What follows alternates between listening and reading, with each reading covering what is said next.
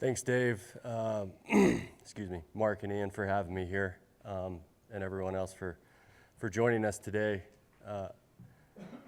Yeah, this is where we get to the heavy part of the day for a lot of you in this room, as well as myself and those involved.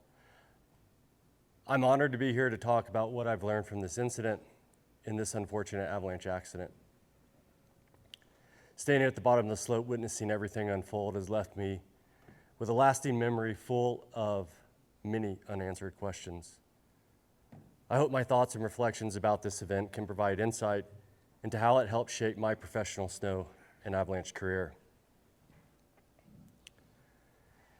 As I dug deep into the memory bank to remember all the details about the events leading up to and the seconds before, the moment the crack shot across the entire slope, and the moment that the avalanche carried Darren down the slope, I struggled to organize my thoughts into a clear, understandable message. Like writing an avalanche forecast where all the complex data and nuanced details are present in the noggin, organizing them into a short, concise message to help people make safe, appropriate decisions in the mountains is the hardest part. Many days every season since this accident, while I'm making my own decisions about the snowpack and how to move through avalanche terrain, I often ponder this question repeatedly. How did a fun and educational day in the mountains evolve the way it did? For those of you that don't know me, I'll be honest. I embrace technology enough to get me in trouble and try to delegate the rest of it to our staff who are younger, smarter, and way hipper than I am.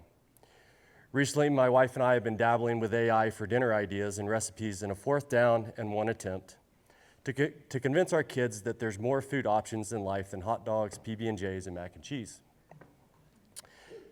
Which, if that's all I had with an endless supply of Rainier, I'd be perfectly content. So I decided to go down the AI rabbit hole to see if the algorithm could provide some context to help me leap into this talk. Just like having the confidence to take the first step in a high-risk environment. And I think the process proved useful, even though I can hear Ron Simonhois telling me the whole time I'm doing this, garbage in, garbage out. Watch what you get. So the first question I asked AI was, what's the most common description of the term turning point? And this is what it spit out. The moment when a situation begins to change in a significant or important way.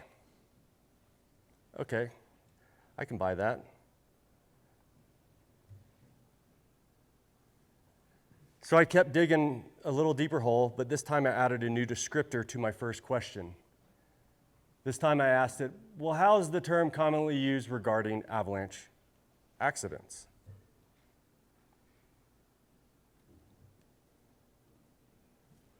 And it spit this out: a moment or event that significantly changes the long-term pattern of avalanche deaths.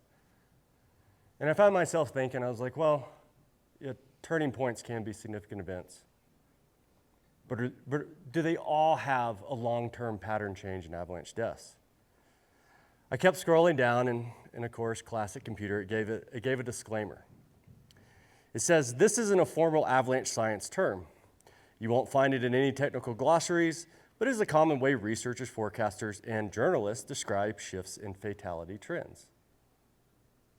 I was like, okay, I'm invested now, about 10 minutes into it, but I'm invested. I'm going to see where this goes. So I scrolled down a little farther in the spit out, and it says, calling something a turning point signals the trajectory of avalanche risk and fatalities in changing and prompting, and it lists off these bullets: new safety campaigns, changes in backcountry behavior, shifts in forecasting emphasis, and increased attention to specific terrain or user groups. The shifts in forecasting emphasis, it resonated well with me. This was an avalanche I triggered when I was working for the CEIC in Colorado. It was a work day. The day before, I had rated the danger low for this day. Remember, we forecast in the afternoon for the following day. We had been having a lot of avalanches, all small, all occurring in complex extreme terrain, 40-degree terrain, all breaking on this near-surface facet layer around a dust layer. But we had felt comfortable for close to a week with low danger because they were small, isolated, extreme avalanches.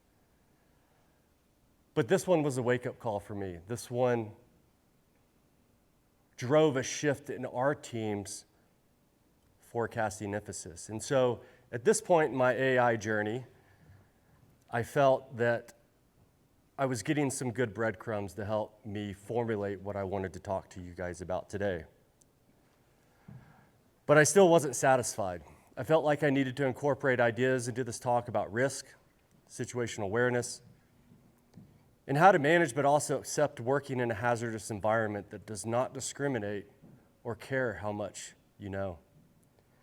So I tweaked my question one more time to this: How about using Turning Point in a broader mountain hazard environment? When I read the words, a moment when the risk landscape shifts in a meaningful way, I felt like I found a route through this difficult topic. For myself, Darren's accident is a reminder of how safety margins can be narrow and the boundaries clearly defined. But sometimes we struggle to accept our own vulnerability to the risk, because many of us are extremely comfortable managing complex places or terrain and conditions, even if those learned moments and experiences have nothing to do with avalanches, but other non-snow activities we participate in with different flavors of risk. So circling back to today's overarching theme, I'll attempt to answer these three questions. Did my anticipated career trajectory change? Does my intimate involvement influence my perception about avalanche or about public forecasting? And does this event impact how I think about risk tolerance, team dynamics, and my leadership approach? The photo on the left was the crown profile that Doug Chabot did the day after the accident, and the photo on the right was one of many photos that we took of the day of what the general snow structure looked like at our field sampling site.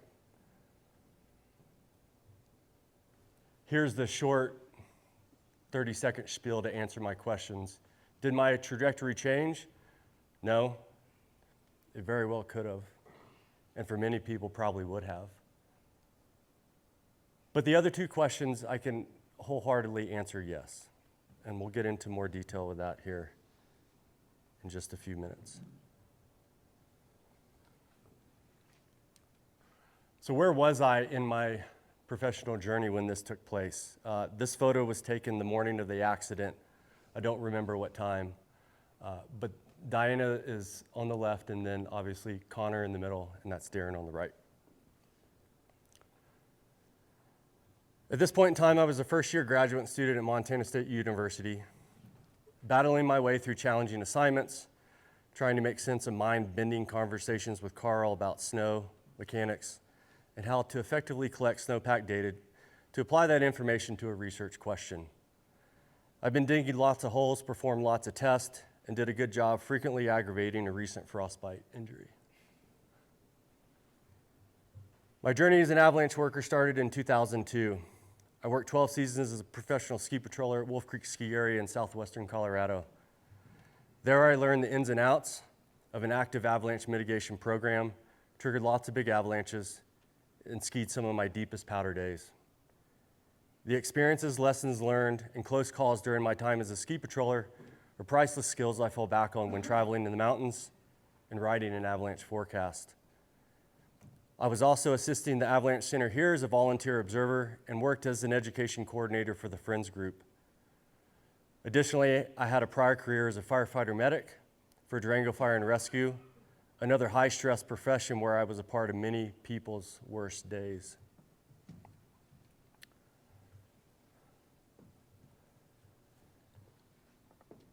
Prior to Darren's accident, the acceptance of close personal loss from avalanches was already ingrained. Each one injects a different emotional roller coaster for varying types or extent of grief. not to ignore or deny the cruel part of being an avalanche worker, I've been forced to embrace and accept that it's not a matter of if, but when you know someone killed by an avalanche. Tragedy adds a perspective to life, and working in avalanche terrain that many are spared. But I had already seen the darker side of the business many times over. But Darren's accident is different. Diane and I only knew each other for a handful of months, but came from similar backgrounds with similar passions. We quickly developed a professionally driven friendship. On the flip side, I met both Darren and Connor for the first time on January 19, 2016.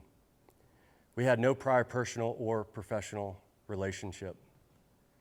This was the first fatal avalanche accident I had been involved with as a responder or investigator, and now a group member where I had such a young relationship with the victim. Moving effectively and safely through the mountains is deeply rooted in practical education, time, and situational awareness. Unknowns of the associated risk can sometimes be offset with gut, feeling, and instinct. While easily stated, these principles often don't apply in a world which reality blends with uncertainty. Uncertain answers about how and why decisions were made are mental hurdles that can blurry after action comprehension and make it difficult to move forward and trust the same mistakes won't happen again.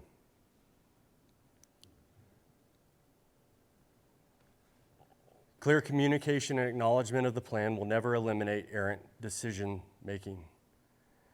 The reality is humans are wired to make bold, questionable decisions, and most of the time we get away with it. I believe it's important to distill a culture of open communication, trust, and acknowledgement of the mistakes whether it be a professional program, a cooperation between partners, or in a recreational group. The sum of the numbered parts is always more than the single largest number.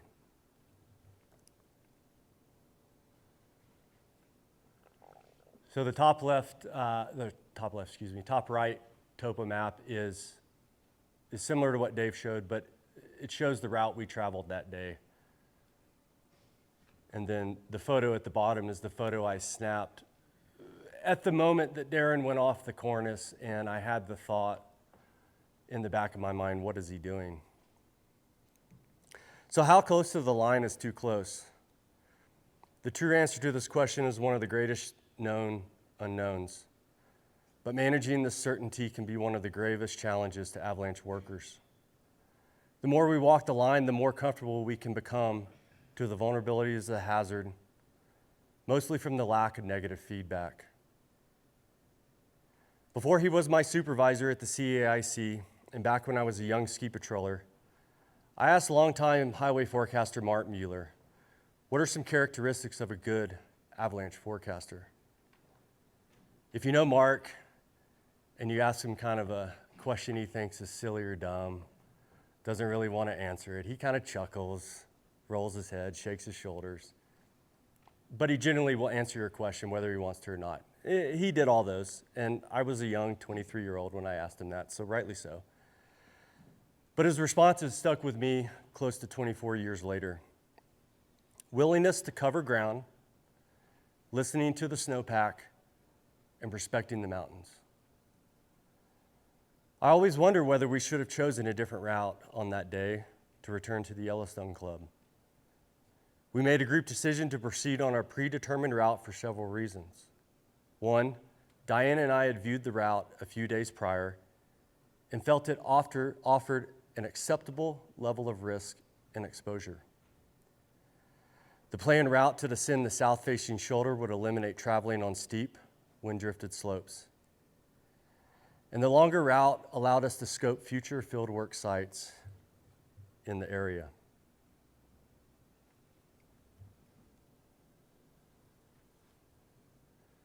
Accepting the fate of a tragic accident is a hard pill to swallow.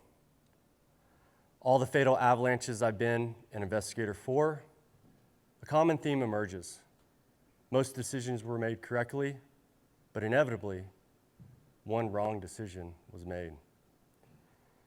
While discouraging, this event, even with all the painful questions I'll never have answered, have been professional motivation to me to continue working for the broader community to make sure our forecast stories can be digested as impactful messages by the public.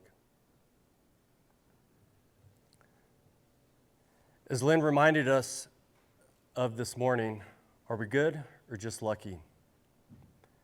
I think luck is a big part of what we do.